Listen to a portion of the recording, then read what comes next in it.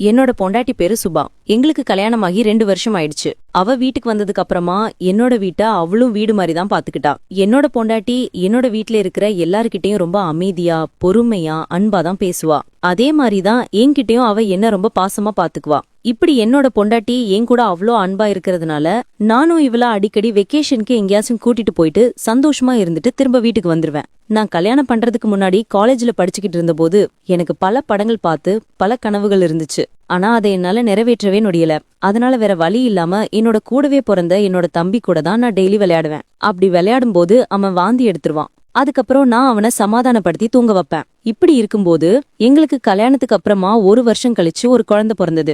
அந்த குழந்தைக்கு பேர் சூட்டும் விழா ஒண்ணு வச்சிருந்தேன். அதுக்கு என்னோட மாமியார் ஊர்ல இருந்து கிளம்பி என்னோட வீட்டுக்கு வந்திருந்தாங்க.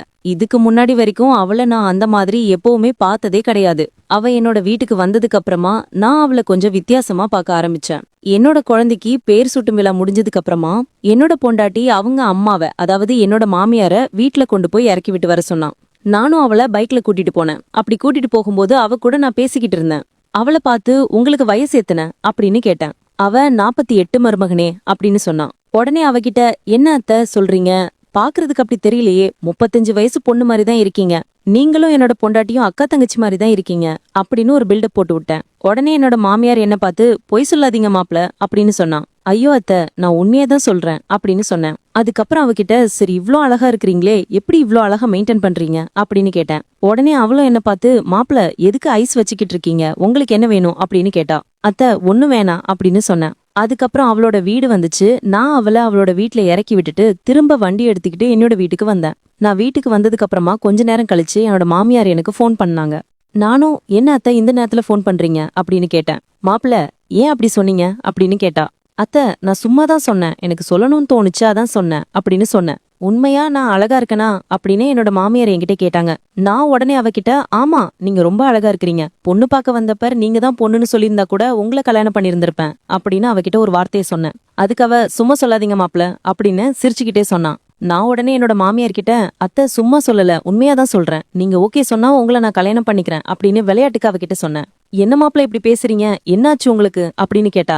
ஐயோ அத்தை உங்க அழகுல மயங்கிட்டேன் அப்படின்னு சொன்னேன். ஐயோ மாப்பிள்ள நாளைக்கு வீட்டுக்கு வாங்க, நான் உங்ககிட்ட பேசணும் அப்படின்னு சொன்னான். நானும் சரி அப்படின்னு சொல்லிட்டு போனை வச்சிட்டேன். அதுக்கப்புறம் அன்னைக்கு என்னோட கூடவே பிறந்த என்னோட தம்பியை தூக்கி கொஞ்ச ஆரம்பிச்சேன். கொஞ்ச நேரத்துல அவனும் வாந்தி எடுத்துட்டான். அதுக்கப்புறம் அவனை சமாதானப்படுத்தி தூங்க வச்சேன். அடுத்த நாள் காலையில விடிஞ்சதும் நான் கிளம்பி அவ வீட்டுக்கு போனேன். அவ வாசல்ல எனக்காக அவ காத்துக்கிட்டு இருந்திருப்பா போல. நான் அவளை பார்த்து என்ன அத்தை வாசல்லே உட்கார்ந்து இருக்கிறீங்க அப்படின்னு கேட்டேன். மாப்பிள்ள எல்லாமே உங்களுக்காகத்தான் அப்படின்னு சொல்லி அவ என்னோட கைய புடிச்சு வீட்டுக்குள்ள கூட்டி போனான். வீட்டுக்குள்ள போனதுக்கு அப்புறமா அவ தலையில என்னோட கைய வச்சு சத்தியமா உண்மையை சொல்லுங்க மாப்பிள்ள, நான் அவ்வளவு அழகா இருக்கனா அப்படின்னு கேட்டா. நான் உடனே அத்தை உங்க அழகுல மயங்கிதான் நீங்க கூப்பிட்ட உடனே நான் வேகமா வீட்டுக்கு வந்திருக்கேன் அப்படின்னு சொன்னேன். கொஞ்ச நேரம் கழிச்சு இப்படி நான் பேசிக்கிட்டே இருக்கும்போது அவ விளையாடுறதுக்கு வச்சிருந்த பலூனை எடுத்து விளையாட ஆரம்பிச்சேன். அப்போ என்னோட மாமியார் மாப்பிள்ள பலூனை வைங்க அப்படின்னு சொன்னேன். நான் என்னோட மாமியார் கிட்ட அத்தை பலூன் சும்மா தானே இருக்கு, நான் எடுத்து விளையாடா என்ன அப்படின்னு கேட்டேன். மாப்பிள்ள நீங்க இந்த பலூனை எடுத்து விளையாடுறது என்னோட பொண்ணுக்கு தெரிஞ்சா அவ்வளவுதான் பெரிய பிரச்சனை ஆயிரும் அப்படின்னு சொன்னான். அத்தை நான் பசியில உங்க வீட்டுக்கு வந்திருக்கேன், எனக்கு நீங்க விருந்து வைக்க மாட்டீங்களா அப்படின்னு கேட்டேன். என்ன மாப்பிள்ள என்னோட பொண்ணு உங்களுக்கு வீட்டுல விருந்து வைக்க மாட்டாளா அப்படின்னு என்னோட மாமியார் என்கிட்ட கேட்டா.